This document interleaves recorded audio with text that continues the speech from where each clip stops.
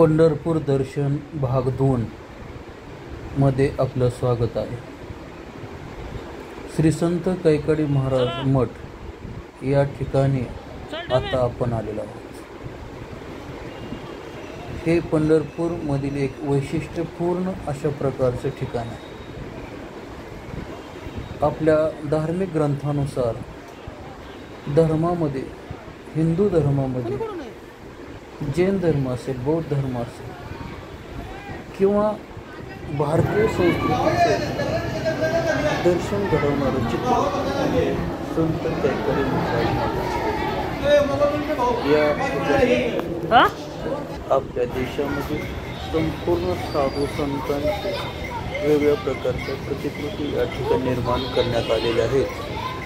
मगरीच्या तोंडावर महावीर असतील, गौतम बुद्ध असतील, छत्रपती शिवाजी महाराज अशा महापुरुषांच्या तत्वज्ञानी व्यक्तींच्या सुद्धा प्रतिकृती निर्माण करण्यात आलेल्या आहे. म्हणजे या महापुरुषांच्या कार्याचा, साधू संतांच्या कार्याचा एक छोटासा वसा, वारसा आणि आरसा दाखवणारा मठ म्हणजे श्री संत कैकाडी महाराज मठ. संत कैकाडी महाराजांच्या पदस्पर्शाने पावन झालेल्या मठामध्ये आपल्याला खूप काही गोष्टी बघायला मिळतात. सगळ्यात महत्त्वाचं म्हणजे ही कलाकृती जी या ठिकाणी निर्माण करण्यात आली आहे. जितके कौतुक करावं तितकं करू नये. आपण या मठामध्ये बघत असताना आपण जवळजवळ व्यवस्थित जर पूर्णपणे पाहायचं असेल तर आपल्याला जवळजवळ 1 तास लागतो आणि 1 तासामध्ये संपूर्ण भारतीय संस्कृतीचे दर्शन आपल्याला या ठिकाणी झाल्याखेरीज राहत नाही. खूप छान अशा प्रकारच्या प्रतिकृती त्या ठिकाणी निर्माण करण्यात आल्या. भारतीय संस्कृतीचं दर्शन आणि भारतीय कलाकारांनी निर्माण केलेल्या या कलेचं सुद्धा दर्शन आपल्याला निश्चितच या ठिकाणी झाल्या वाचून राहतं. बघत ही कला जी आहे हे कलाकारांचं श्रेय आहे ज्यांनी या कलाकृती या ठिकाणी निर्माण केली.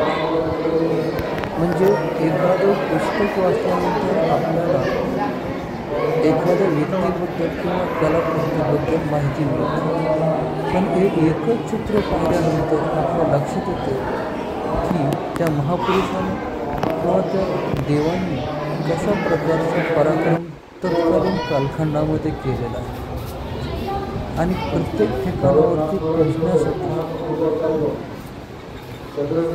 जादू अशा प्रकारचे रस्ते निर्माण केलेले आहेत. कधी आपण मगरीच्या तोंडामधून जातो, कधी आपण गरुडाच्या तोंडामधून जातो.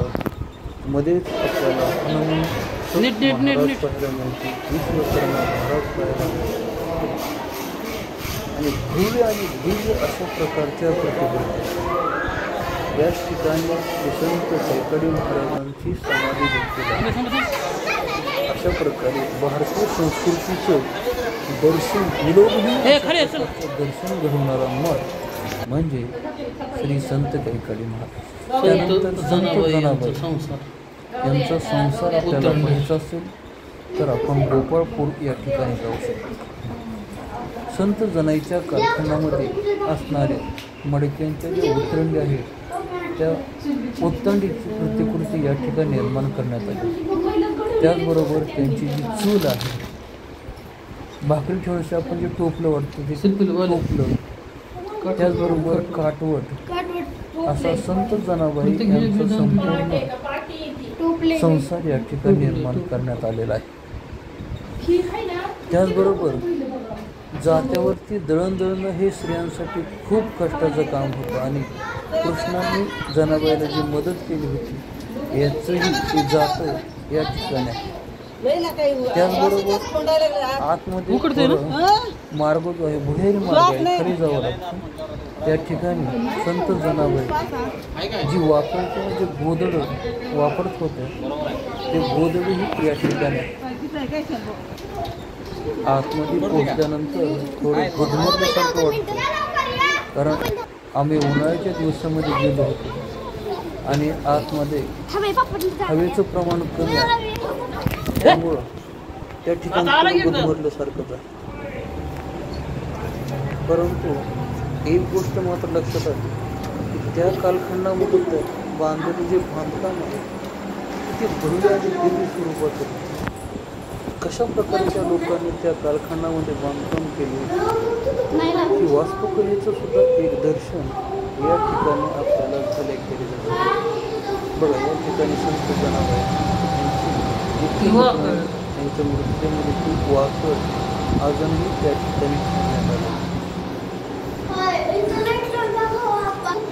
आणि आज वेगवेगळ्या प्रकारे म्हणजे खोली तयार करण्यात आलेली होती, ज्या ठिकाणी हे बघा पाठीमागून समोरून गोपाळपुराचं जे प्रवेशद्वार आहे तसे गेला आणखी प्रवेशद्वार आहे. पण आम्ही या प्रवेशद्वाराने आतमध्ये गेलो आणि तत्कालीन बांधकाम कशा प्रकारचं हे सुद्धा आपण पाहू शकतो. किती भव्य आणि दिव्य स्वरूपाचं बांधकाम त्या कालखंडामध्ये केलेलं आहे. ते गोपाळपुरामध्ये आपल्याला पाहावयास मिळते. व्हिडिओ शेवटपर्यंत पाहिल्याबद्दल धन्यवाद. लाईक करा, शेअर करा, कमेंट करा. धन्यवाद.